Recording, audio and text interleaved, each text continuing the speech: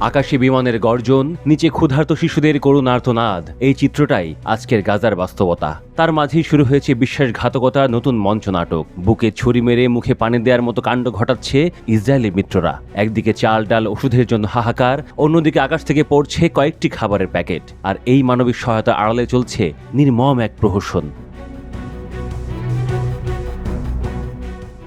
Jordan ও সংযুক্ত আরব আমিরাত সম্প্রতি আবারও ইসরায়েলি দখলদার বাহিনীর সঙ্গে মিলে গাজার উপর সাহায্য ফেলার অভিযান চালিয়েছে। তবে এই সহায়তা কতটা সহায়তা আর কতটা ভণ্ডামি তা নিয়ে প্রশ্ন তুলছেন মানবাধিকার কর্মীরা।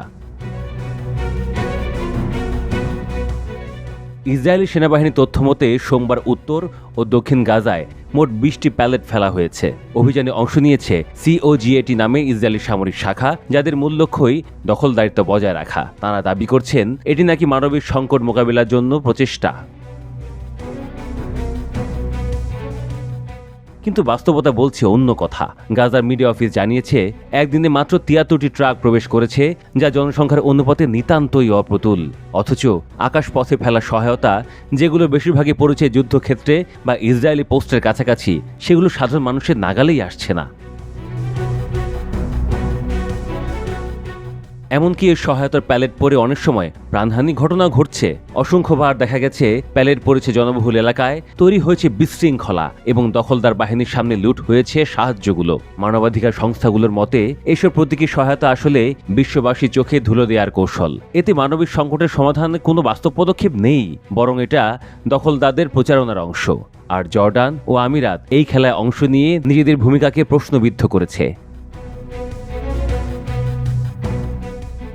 একটি গোপন প্রতিবেদন অনুসারে 3 দফা এই ধরনের বিমান সাহায্যের মাধ্যমে ফেলা পণ্যের পরিমাণ 2টি ট্রাকের পণ্যেও পৌঁছায়নি। অথচ প্রতিদিন হাজার হাজার পরিবার বেঁচে থাকার জন্য নির্ভর করছে খাদ্য সহায়তার উপর। গাজার সরকারি মিডিয়া অফিস এই কার্যক্রমকে সরাসরি প্রহসন হিসেবে আখ্যায়িত করেছে। তারা বলেন আকাশ থেকে ফেলা সহায়তা মানবিকতার জন্য নয়, বরং নিষ্ঠুরতা ছোঁয়ানো এক ধরনের এয়ার শো। তাদের মতে এই সহায়তার নামে প্রতিদিন বিশ্বের চোখে ধুলা দেয়া হচ্ছে, যেন মনে হয় কিছু একটা করা হচ্ছে, কিন্তু আসলে সীমানা বন্ধ, চিকিৎসা সরঞ্জামের অভাব, শিশু খাদ্যের ঘাটতি, বিশুদ্ধ পানির সংকট সবই আগের মতোই রয়ে গেছে।